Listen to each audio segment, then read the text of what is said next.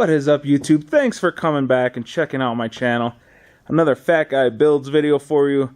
We have an Amazon box with something in it. We have a Jeep that needs this something to get put into it. So this is a review slash install slash that's about it. So let's get into this.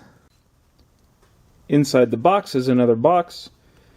This is the only sticker on it. 16-inch high performance black electric fan is what it should say. So in the box you get a few things. Anti-vibration pads, the zip tie deals with the springs to keep the pressure, instructions, very minimal instructions, but sort of you get the gist.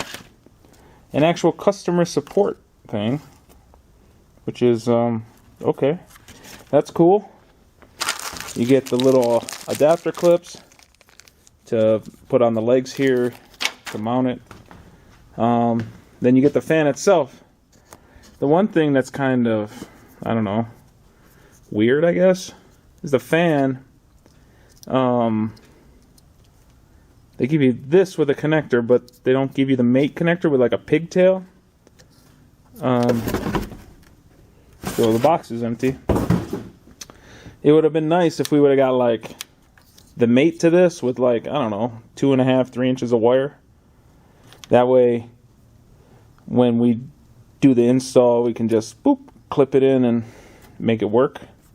So either I have to cut this off or go to AutoZone or O'Reilly or somewhere, get the pieces that will go over these spades. So I think I'm going to run to the store and check that out. And but for the most part, I mean, it seems like your standard plastic fan, electric fan. So far, no real complaints. The build quality feels the same as like a Flex Light. I have no idea how the motor is, so we'll get into that. But as far as the actual plastic, it feels the same as any other brand. First things first, we need to get the old fan off. So I took those 4 nuts off, pulled the fan off, just set it in there for now because you can't really pull it out with the shroud. And then put the nuts back on. And now we're going to remove the bolts that hold the shroud to the radiator, pull the shroud and the fan out at one time.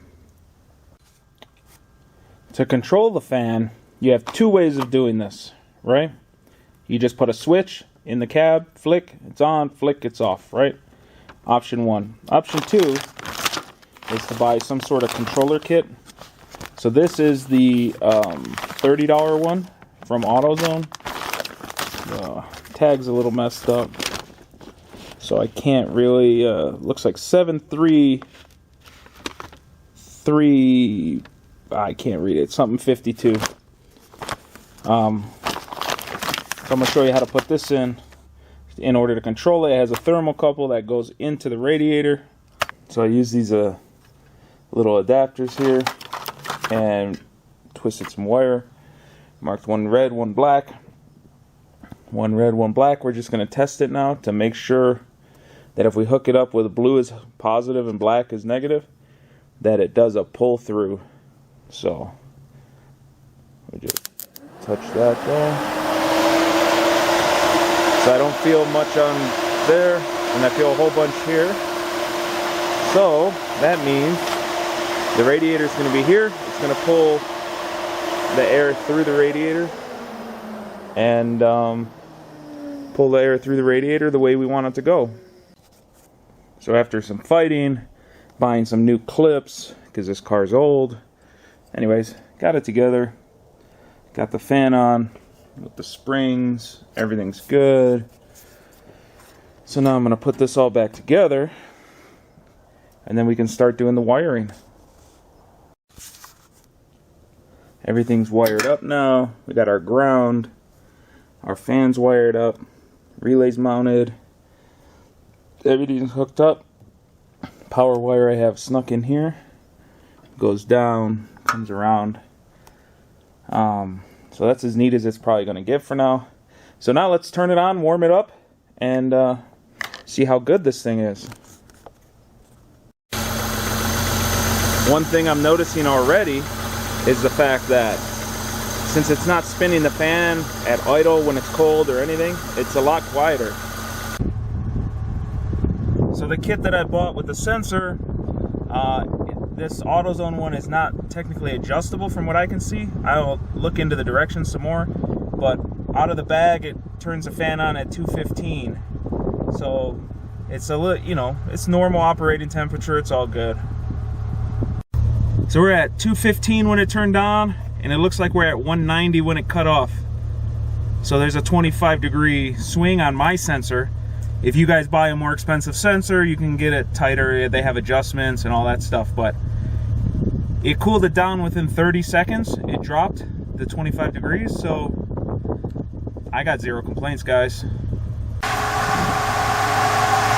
The fan is, obviously you can hear it, but it's not excessively loud. You can have a conversation standing next to it. So as far as noise and just annoying sounds, it's fine. I'd like to thank everybody for checking out my YouTube video.